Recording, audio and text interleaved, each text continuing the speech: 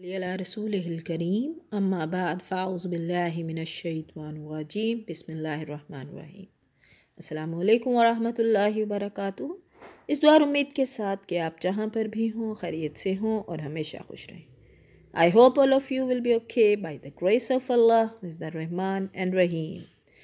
Surah Al Imran, ayat number 186, translation, Urdu translation. Today we will recite, in which Allah Almighty is telling us that He will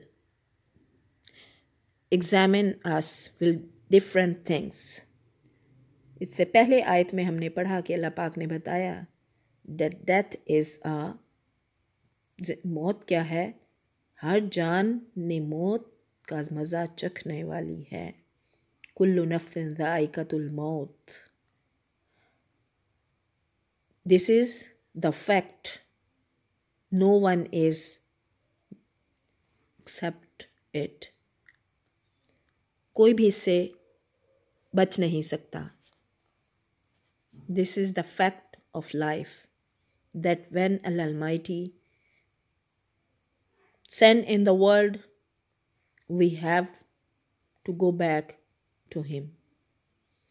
हम सबको उसके पास जाना है। Let's start our today's lesson.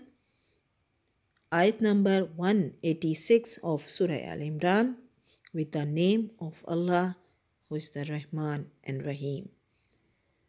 أعوذ بالله من الشيطان الرجيم.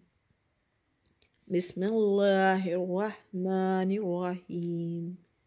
शुरू अल्लाह के नाम से जो बड़ा मेहरबान निहायत रहम करने वाला है। लतुबलवुन्ना, यकीनन हम तुम्हें आजमाएंगे, फ़ी में अमवालिकुम, मालों से, तुम्हारे मालों से, व और अनफुसिकुम, तुम्हारी जानों से। यकीनन तुम्हारी मालों और जानों से तुम्हारी आजमाइश की जाएगी।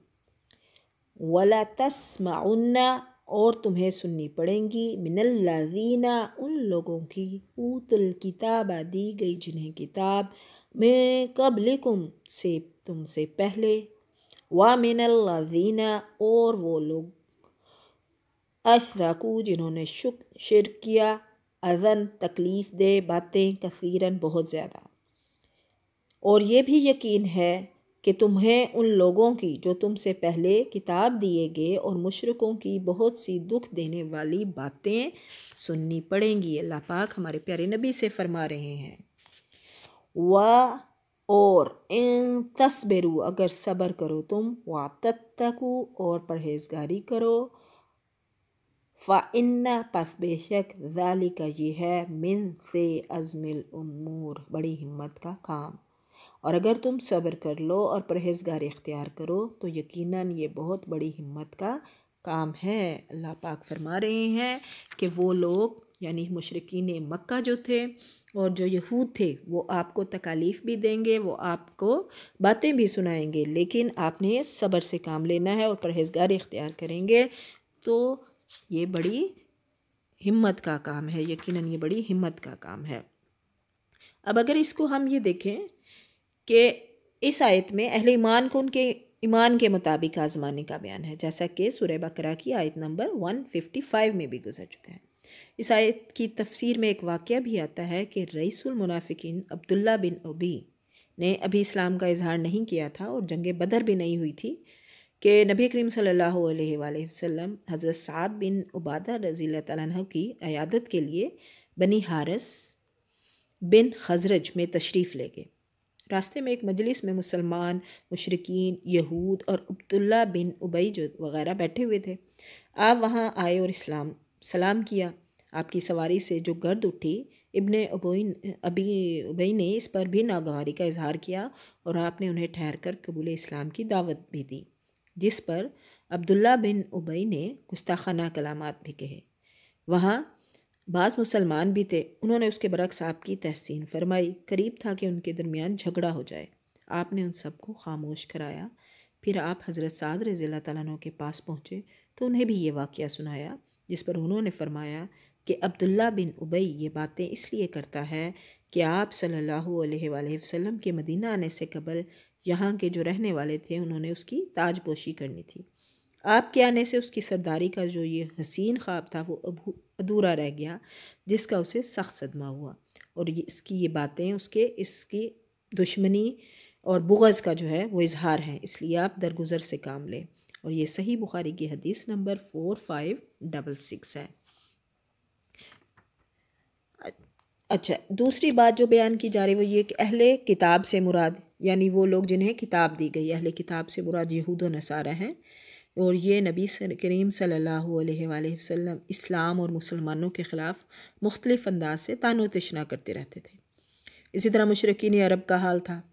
علاوہ ازیں مدینے میں آنے کے بعد منافقین بالخصوص ان کا رئیس وہ جو سردار تھا عبداللہ بن ابی بھی آپ صلی اللہ علیہ وآلہ وسلم کی شان میں گستاخی کرتا رہتا تھا، کیونکہ وہ لوگ آپ جب ہمارے پیارے نبی مدینہ تشریف لائے اور آپ سے پہلے جو تھا عبداللہ بن ابی کو سردار بنانے لگے تھے، اس لیے جب بادشاہت اس کی گئی تو وہ اس کا غصہ اور نکالنے کے لیے ہمارے پیارے نبی کو کی شان میں گستاخی کرتا تھا۔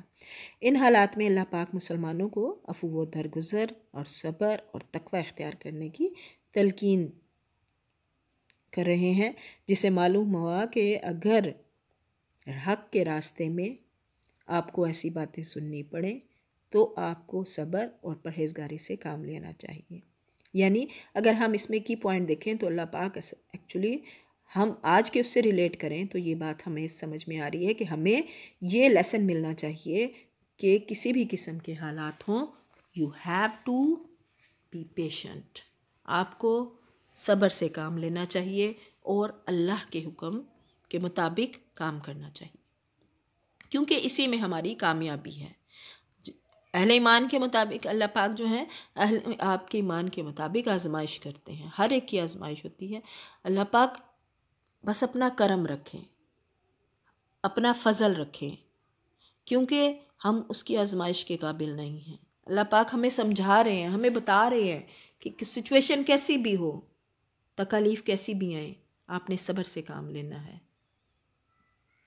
اللہ پاک مجھے اور آپ کو، ہم سب مسلمانوں کو دنیا اور آخرت کی کامیابی عطا فرمائے۔ جہاں بھی رہیں خوش رہیں، دعاؤں میں یاد رکھیے گا۔